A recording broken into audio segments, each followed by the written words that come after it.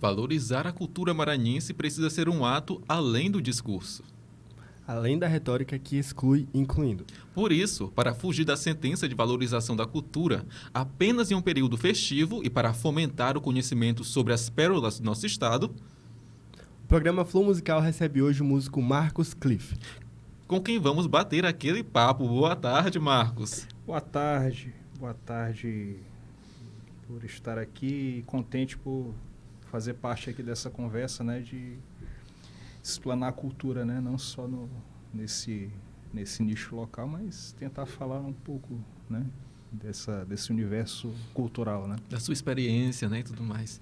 E é um enorme prazer nosso aqui recebê-lo aqui no programa Flow Musical, nosso episódio de estreia. E nós vamos começar pelo começo, né, que sua carreira é extensa, você tem 25 anos, né, em torno disso, na carreira musical. E eu queria que você começasse falando para nós sobre suas habilidades como músico, você é instrumentista, né, suas mãos habilidosas ali no teclado. Quando começou essa paixão? Foi na infância? Foi na adolescência? Como é que foi isso? Conta pra gente, Marcos. O início musical, geralmente, a gente às vezes tem referências dentro de casa, né? Ou fora de casa. Interessante que começo assim de minha história com música, eu morei ao lado de uns vizinhos que tinham uma banda, né? E era uma banda que acompanhava muitos artistas daqui. Então eu pude conviver um pouco com esse universo de estar vendo artista ensaiando ali com meus vizinhos, né? Então isso de uma forma acabou influenciando, né? Meu pai tocava um pouco de violão, né? E eu ouvia muitas músicas e isso acabou influenciando um pouco, né? Aí crescendo e tudo, comecei dentro da igreja, né, desenvolvendo, mas profissionalmente, ainda dentro da igreja, quando foi em 1999 para os anos 2000, foi que eu conheci grandes músicos aqui do Maranhão, inclusive um deles, um dos grandes produtores musicais aqui do Maranhão, chamado Henrique do Alibe. Henrique do Alibe produziu muitos artistas aqui, e foi através dele, por ele ter me dado a oportunidade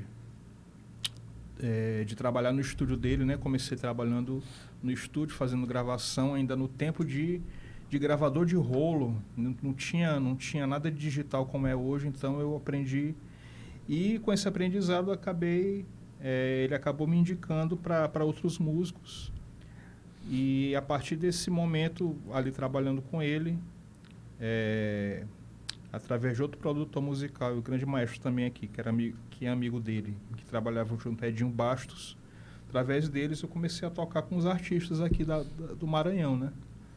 Então minha história musical começa tocando com os artistas conhecidos, que na época dos arraés, da época de São João de Carnaval, tinha muitos shows de artistas daqui, né? Então, por exemplo, Gabriel Melônio, César Nascimento, Beto Pereira, Gerude, José Sobrinho, Rosa Reis. Nesse tempo conheci o Ale Muniz também, que tinha um grupo criolino, então já conheço ele há muito tempo. Então, esses são um dos artistas de vários que eu toquei, né? Então, minha caminhada musical começa nesse espaço, né? Estúdio e shows, né? Então, daí eu comecei a tocar e fui descobrindo outros estilos, né? Não só músicas do Maranhão, como aqui também como aqui a gente tocava muito reggae, né? A gente foi aprendendo a tocar reggae, né?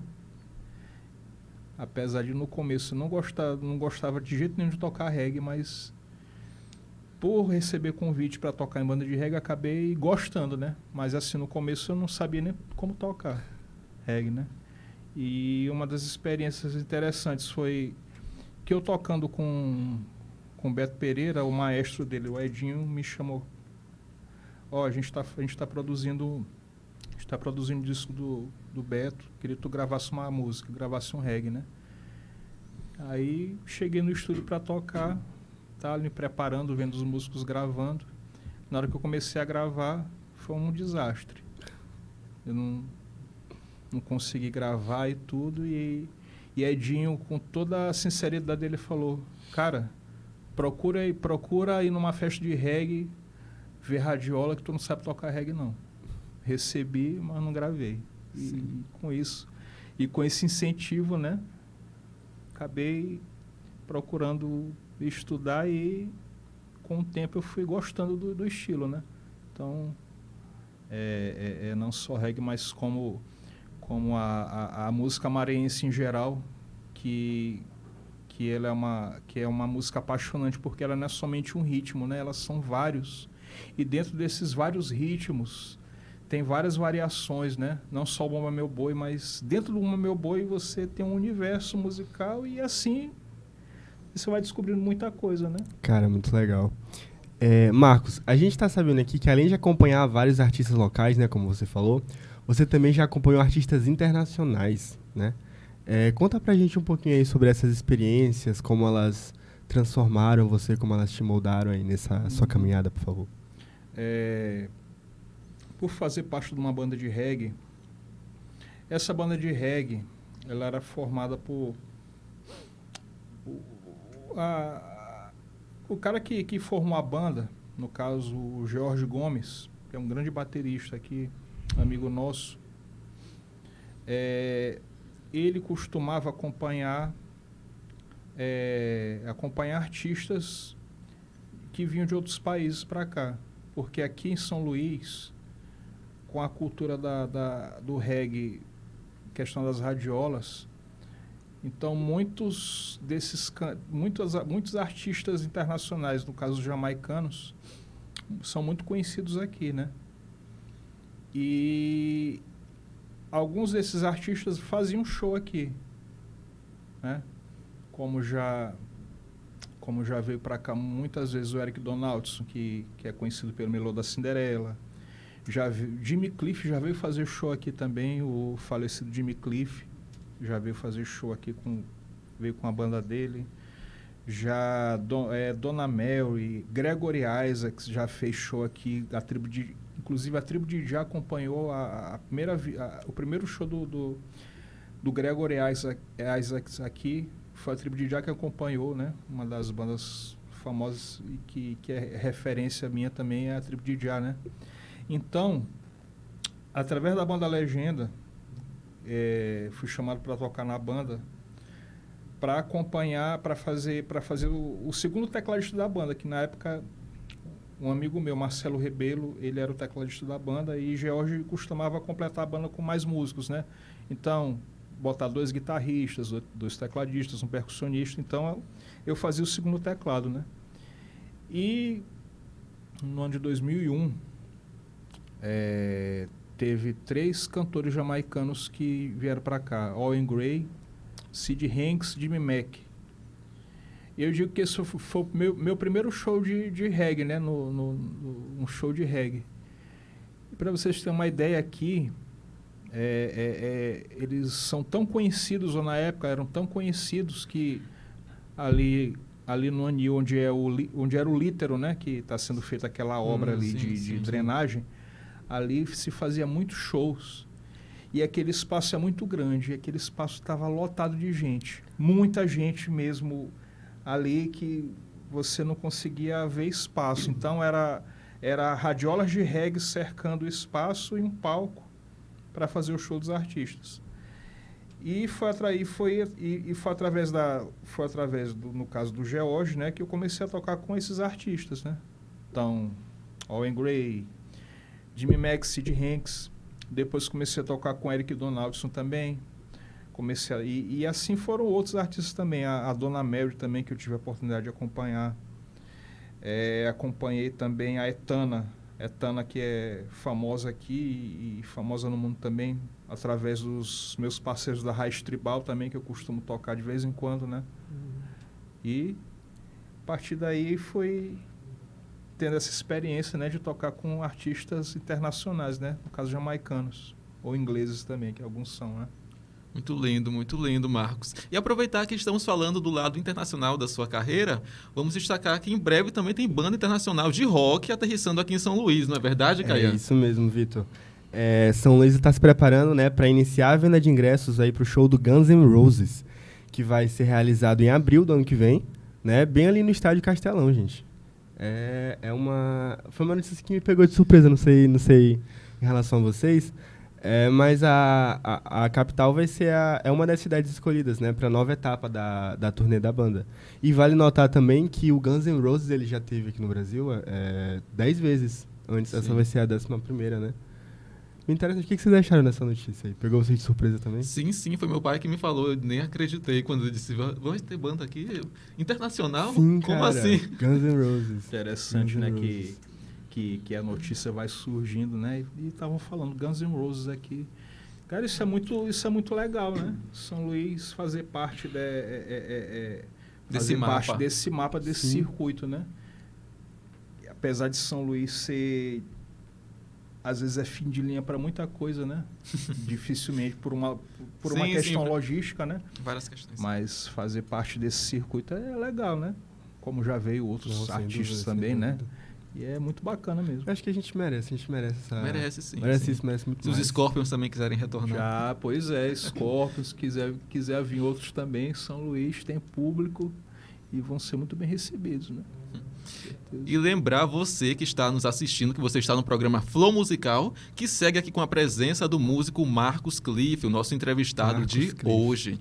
Marcos, durante 12 anos você esteve na banda Legenda. E de vez em quando vocês ainda se reúnem hoje em dia, não é verdade? Então, conta pra gente um pouco como foi a jornada na banda e em qual momento vocês sentiram que deveriam reduzir as atividades. Como foi isso? Bem, a banda Legenda foi uma grande experiência musical na minha vida por estar ao lado de grandes músicos, né?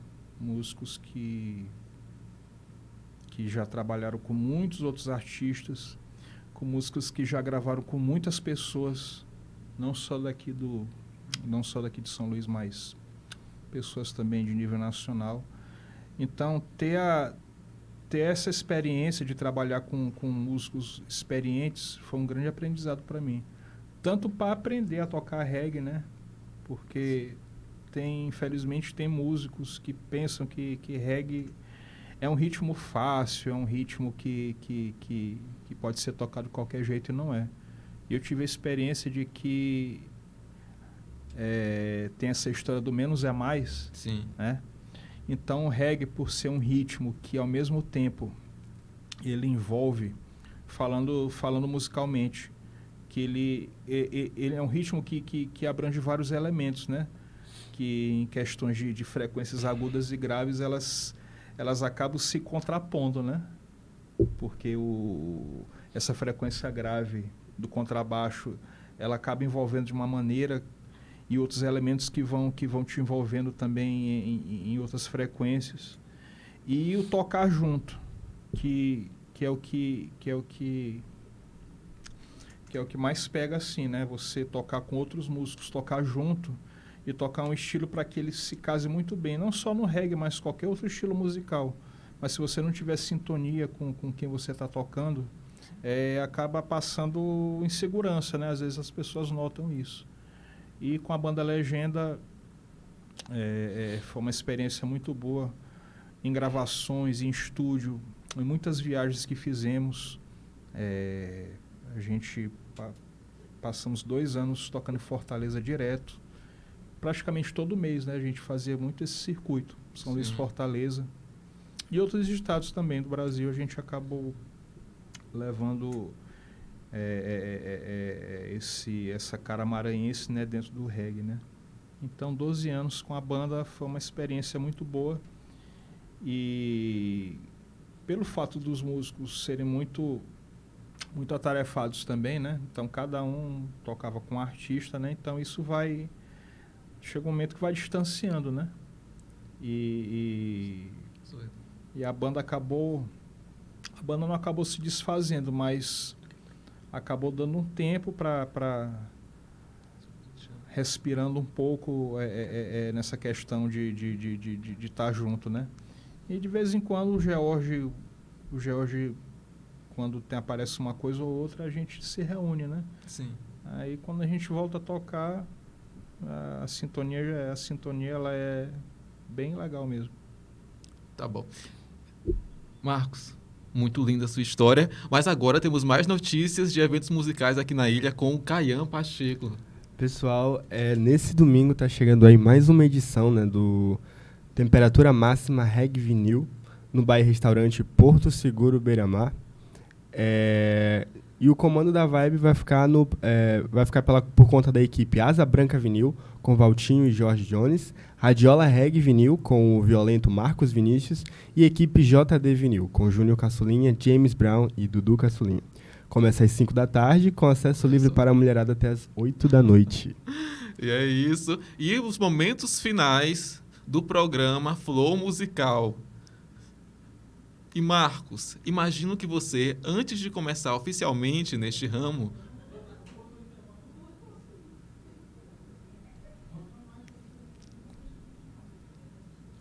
O que eu faço? Vai, continua.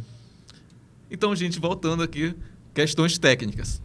Então, os momentos finais do programa Flow Musical. E Marcos, imagino que antes de você começar oficialmente neste ramo, você tinha um sonho de tocar com alguém. Sim. Quem era este alguém? Esse sonho foi realizado? Como foi a experiência, né? Como é que foi isso? Bem, às vezes a gente sonha, né? Às vezes a gente imagina tocar com um grande artista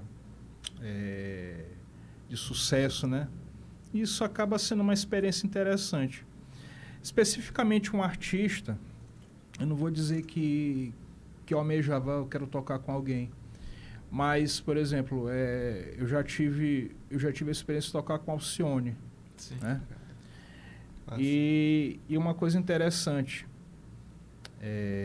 para quem às vezes acompanha de frente do palco, né, um artista, e até você tá no palco, e de repente você começa a puxar uma música do artista, aí todo mundo começa a vibrar.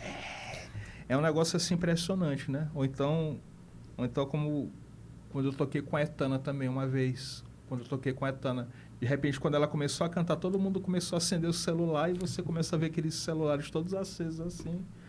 Então são experiências que acabam trazendo sensações diferentes, né? Então já não só o Alcione, mas os grandes cantores daqui do Maranhão, que para mim não tem diferenciação nenhuma, são grandiosos. Fazer menção aqui a Cláudio Pinheiro, que também foi um dos artistas com que eu toquei e que tinha uma voz maravilhosa e uma pessoa maravilhosa e com quem eu aprendi. Humberto de Maracanã, do Boi de Maracanã também, que eu já tive a experiência de tocar e já tive a oportunidade de gravar também, fazer produção musical para ele, fazer uma gravação com ele cantando, né? Que geralmente ele era acompanhado só pelo batalhão, né? Do Meu Boi, mas você botar uma harmonia musical em cima de um grande cantor, ele realmente era um grande cantor. Outro grande cantor, João Chiador, que era cantador de Bom Meu Boi, famosíssimo também. Sim. João Chiador não sabia ler. Então, quando eu ia gravar com ele, às vezes eu ia gravar peça publicitária. E ele gravava e dizia, seu João, isso é isso, isso, isso. E ele gravava e fazia. E aquela voz linda, né? Então, são experiências interessantes, né? Um grande artista, um grande trabalho com que eu acompanho hoje, que criança me chamava a atenção, era a Companhia Barrica. Sim, sim. Então, por exemplo, tocar no Boizinho Barrica, tocar no Bicho Terra, também é uma experiência muito, muito legal, muito interessante, porque você acaba aprendendo praticamente todos os estilos maranhenses dentro de um grupo só, né? E isso, para mim, é um grande aprendizado, assim, de cultura maranhense em relação à música. Você ter a oportunidade de estar ali com percussionistas tocando os estilos que são nossos, né? E são coisas que não tem outro lugar no mundo. Sim. Coisas que são só daqui. E a oportunidade também que eu já tive com ele de viajar para outros países, ir para a França, e com Barrica para a Rússia. Então, imagina os russos ouvindo música maranhense, né? E você também tem a oportunidade de viver num lugar que você só sabia pela televisão ou pelos livros, né? Então você está ali e você vê que Moscou é uma coisa e o interior da Rússia é uma coisa totalmente diferente. Gente simpática que te recebia e que gostava, né? Então, ter essa experiência de outras pessoas, de outros lugares, ver a música maranhense, né? Isso acaba também me satisfazendo, né? Nessa questão musical. Então, um artista específico, eu digo que os nossos cantores, a oportunidade que eu tive de acompanhar grandes cantores aqui nossos, grandiosos musicalmente, em vozes, em poesia, né? Para mim, isso é muito gratificante, né? E que venham outros também, se tiver a oportunidade de tocar com outros, né? Roberto Carlos é legal, um Gilberto Gil. Sim, sim. Tá aí, Gilberto Gil, cara.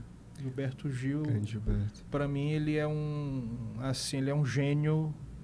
Ele é um gênio que ultrapassa ele não é só a música, ele é várias coisas, né? Então, Gilberto Gil também seria um grande artista que eu queria tocar. E o programa Flow Musical chegou ao fim. Hoje nós entrevistamos o Marcos Cliff e aguardamos você no próximo episódio. E antes do tchau definitivo, os créditos. O programa é uma produção de Raíssa Kelly, Hugo Ripardo e o seu também apresentador Vitor dos Anjos, também com a apresentação do Caian Pacheco. Com direção de Alane Luiza, Eliselma Rodrigues e Maiara Cordeiro. E edição de Marcos Silva. Todos os alunos da disciplina Tópicos Especiais em Sonoridades, ministrada pela professora Rose Ferreira. Agora sim, Tchau, tchau.